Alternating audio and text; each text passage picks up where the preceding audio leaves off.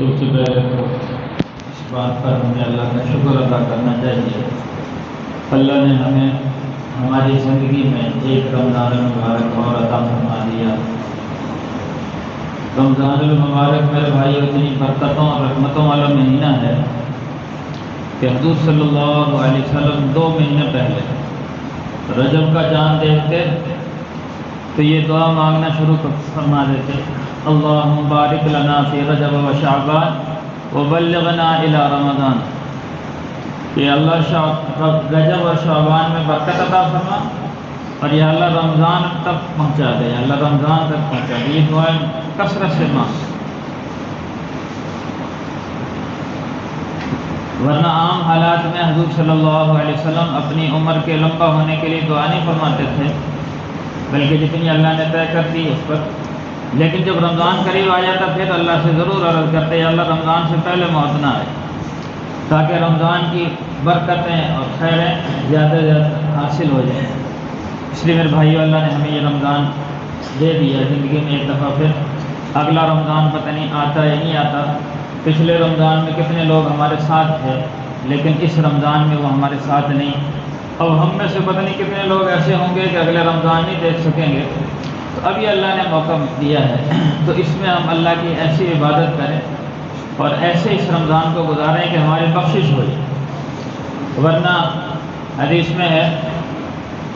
کہ لمبی حدیث سے مختصر اس کا ایک جزء یہ ہے کہ جبرائیل امین آئے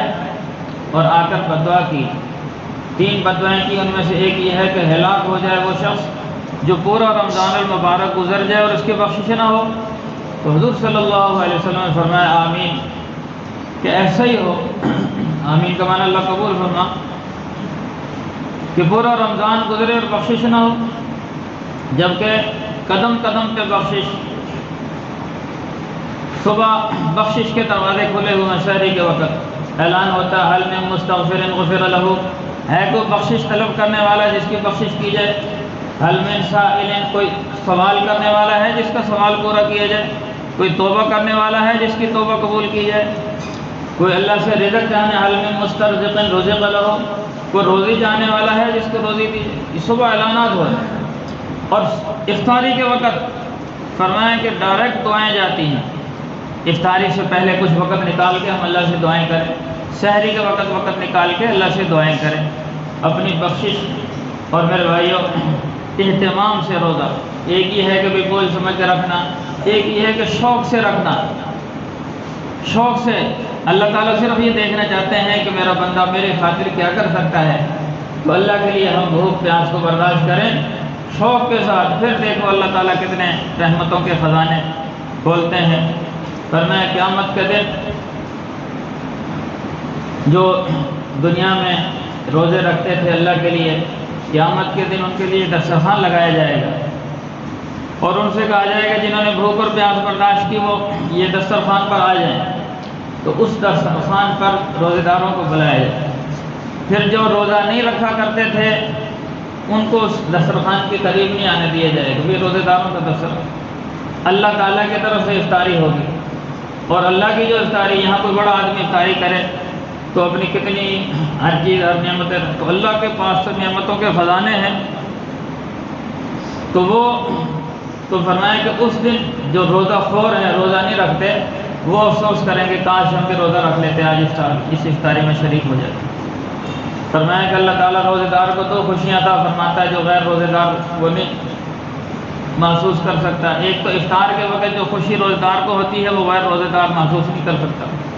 اور ایک قیامت کے دن جب اللہ تعالیٰ اس روزے پر انعامات عطا فرمائیں گے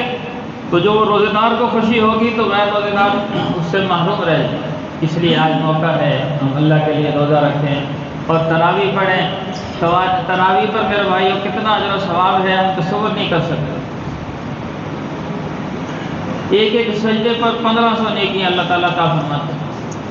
اور ایک ایک جنت میں محل بنتا ہے ایک ایک سجدے پر، اور جو قرآن پاک سنا جا رہا ہے ہر حرف پر 100 نیکیاں۔ مثال کے طور پر بسم اللہ الرحمن الرحیم، یہ 19 حروف ہیں، 1900 نیکیاں صرف بسم اللہ پر ملی۔ سورہ فاتحہ پڑھا گیا سنا کتنی نیکیاں۔ اب بعض احباب ایسے ہیں کہ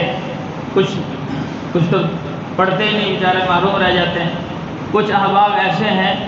کہ وہ کچھ تراویح پڑھتے ہیں، کچھ چھوڑ کے چلے جاتے ہیں۔ اب وقتی طور پر تو انہوں نے کہا جی بس ہم نے پڑھ لی، سر سے اتار دی، پوری نہیں پڑھی،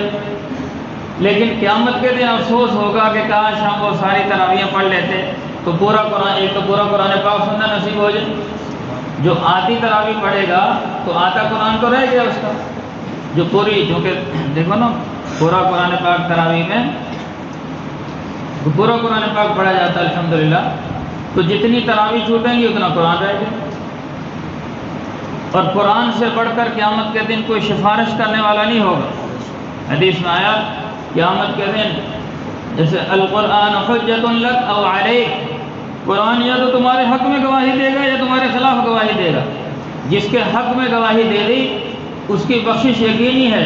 اور جس کے خلاف گواہی دے دی اس کے جہنم میں جانا بھی یقینی ہے۔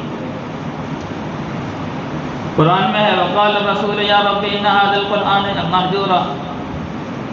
کہ رسول کریم صلی اللہ علیہ وسلم فرمائیں گے یا اللہ میری امت نے میرے قرآن کو چھوڑ دیا۔ آج ہم اس قرآن سے لو لگائیں، قرآن سے تعلق جوڑیں، یہ قرآن ہماری بخشش کا ذریعہ ہے۔ اب ویسے تو پورا سال موقع نہیں ملتا، تو رمضان میں یہ قرآن نازل ہی رمضان میں ہوا۔ شہر رمضان الذی انزل فیہ القرآن، قرآن کا اور رمضان کا گہرا تعلق ہے۔ حضور صلی اللہ علیہ وسلم حضرت جبرائیل امین سے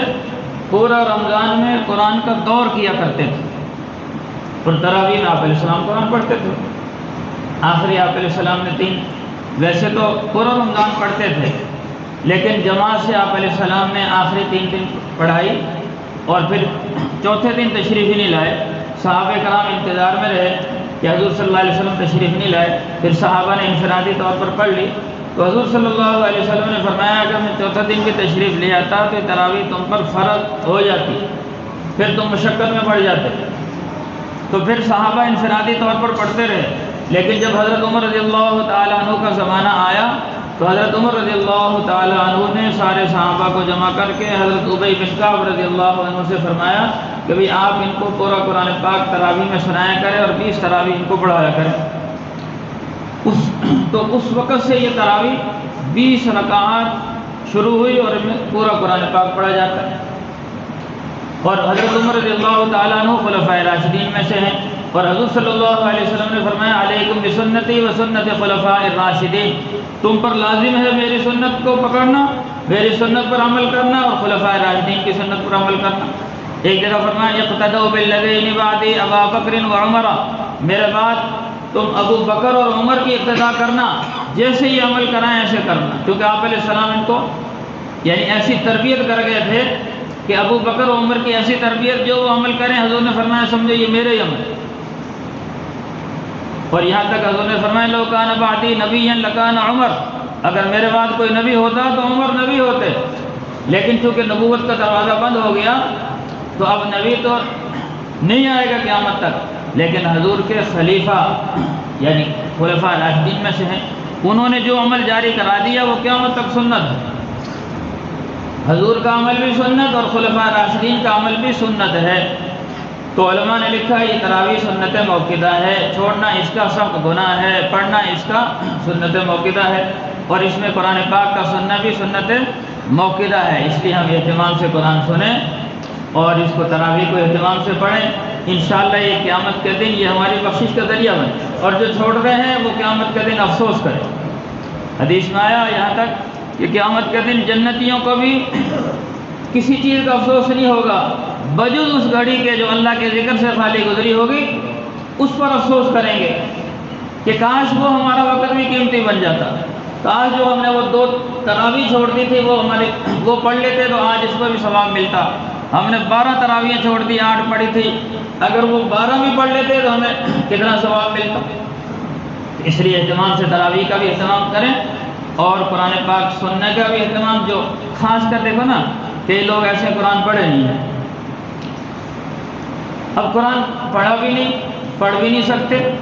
سن تو سکتے ہیں، اب ویسے تو موقع نہیں مل سکتا کہ ہم کسی حافظ سے کہیں کہ بھی ہمیں پورا قرآن پاک سناؤ، لیکن تراویح میں ایک بہترین سنہری موقع ہوتا ہے کہ ہم اللہ کا پورا قرآن پاک شروع سے لے کر آخر تک سن سکتے ہیں؟ تو اس لیے جو خدا نہ خواستہ پڑھے بھی نہیں اور پھر تراویح میں بھی نہیں سنتے تو اس سے بڑا محروم کون ہوگا؟ تو کم از کم تراویح میں تو پورا پڑھو، اور جو پڑھے ہوئے ہیں وہ پورا رمضان کوشش کریں کہ بھئی اس قرآن پاک کو اس کی تلاوت کریں، کم از کم رمضان میں ایک قرآن پاک کو لازماً ختم کریں، اس سے زیادہ ہو جائے تو بہت اچھی بات ہے، کیونکہ حضور کی سنت ہے، آپ علیہ السلام رمضان میں ایک قرآن پاک ضرور ختم فرماتے ہیں۔ تو انشاءاللہ آج یہ تھوڑی سی ترغیبی بات ہو گئی، تو کل سے انشاءاللہ مسائل بیان ہوں گے کہ کم از کم ہمیں اب روزہ رکھتے ہیں، ہمیں پتہ ہو کن چیزوں سے روزہ ٹوٹ جاتا ہے، کون سی چیزیں روزے میں سنت ہیں، کون سی مستحب ہیں، کون سی چیزیں مکروہات ہیں، انشاءاللہ اس طرح روزوں کا بیان تفصیل سے اس کے مسائل بیان ہوں گے۔ اسی طرح آگے نماز کے مسائل، زکوٰۃ کے مسائل۔ اب عام طور سے بہت سارے لوگ ہیں ان کو زکوٰۃ فرض ہے، لیکن اس کو ترتیب کا پتہ نہیں کہ کب فرض ہوئی، اس کی زکوٰۃ کی ادائیگی کیسے ہے اور کس کس مال پہ زکوٰۃ، یہ ساری ترتیب سیکھنا۔ اب روزہ ہے، کن حالات میں روزہ یعنی چھوڑ سکتے ہیں، اور کس روزے کے چھوڑنے سے صرف کفارہ آتا ہے اور کس روزے کے چھوڑنے سے صرف قضا آتی ہے، یہ ساری چیزیں سیکھنا بہت ضروری ہے، اور سیکھنے کی بڑی فضیلت ہے۔ حدیث میں آیا کہ قرآن کی ایک آیت سیکھ لے 100 رکعت نفل پڑھنے سے افضل ہے، اور فرمایا کہ قرآن دین کا ایک باب سیکھ لے، یعنی تقریباً روزانہ تک 10 منٹ کا دورانیہ، تھوڑا سا وقت زیادہ ہو گیا، 10 منٹ انشاءاللہ مسائل بیان ہوا کریں گے، تو 10 منٹ دورانیے میں تقریباً ایک باب علم سیکھ سکتے ہیں ہم، ایک باب، یعنی وضو کے مسائل، غسل کے مسائل، روزوں کے مسائل۔ تو فرمایا کہ جو ایک باب علم سیکھ لے 1000 رکعت نفل پڑھنے سے افضل ہے۔ ایک آدمی 1000 رکعت نفل پڑھتا ہے، پر ایک آدمی دین کا ایک باب سیکھ لے تو فرمایا کہ ایک باب سیکھنا 1000 رکعت نفل پڑھنے سے افضل ہے۔ اور ایک حدیث میں تدارس العلم ساعۃ من اللیل خیر من احیائها، رات کے تھوڑے سے حصے میں علم حاصل کر لینا ساری رات کی عبادت کرنے سے افضل ہے۔ اب یہ رات کا ہی حصہ ہے، جب تک سورج نہ نکلے رات ہے، اب اس میں ہم تھوڑی سی دیر علم حاصل کر لیں گے، دینی مسائل سیکھ لیں گے تو ساری رات عبادت کرنے سے زیادہ ثواب ملے گا۔ اس لیے مسائل کا علم ہونا ہم سب کو ضروری ہے۔ ایک حدیث میں ہے بندہ 60 سال تک نماز پڑھتا ہے اور اس کی ایک بھی قبول نہیں ہوتی، کیوں؟ کہ مثال کے طور پر وہ وضو صحیح طرح نہیں کرتا، جس کا وضو صحیح نہیں ہو اس کی نماز صحیح نہیں، اس کا وضو کے فرائض کا پتہ نہیں، اس غسل ہی صحیح طرح نہیں کرتا۔ اب غسل کے مسائل میں انشاءاللہ بیان ہوں گے۔ فرض کرو اس نے غسل صحیح طرح نہیں کیا، یا غسل واجب ہو گیا تو اسے پتہ ہی نہیں، وہ ویسے ہی پڑھتا رہا، اس کی وجہ سے نماز قبول ہوگی۔ یا غسل کا طریقہ نہیں سیکھا، ساری زندگی اس کا غسل ہی نہیں ہوا تو ناپاک ہی رہا، تو اس کی کیسے نماز قبول ہوگی؟ ایسے نماز میں کتنے فرائض، کتنے واجب، کتنی سنتیں، کتنے مستحب، کتنے مکروہات، ان سب چیزوں کا سیکھنا ضروری ہے۔ دیکھو نا، ایک دکاندار ہے، دکان پہ جتنی چیزیں رکھی ہر چیز کا ریٹ پتہ ہوتا ہے، یہ کتنے میں خریدی، کتنے میں بیچنی، کتنا اس میں نفع آئے گا۔ تو ہم نماز پڑھ رہے ہیں تو نماز کو سیکھنا ضروری نہیں ہے، لیکن چیزوں سے نماز ٹوٹ جاتی ہے، کون سی چیز نماز میں ضروری ہے، کون سی چیز مستحب ہے، کون سے مکروہات ہیں، ان سب کا سیکھنا ضروری ہے۔ اور یہ رمضان میں صرف 10 منٹ نہیں دے سکتے آپ، تو ہمت کر کے نا کل سے انشاءاللہ، جیسے الحمدللہ آج احباب بیٹھے ہیں، روزانہ اس طرح بیٹھیں تو انشاءاللہ بہت فائدہ ہوگا۔ اللہ تعالیٰ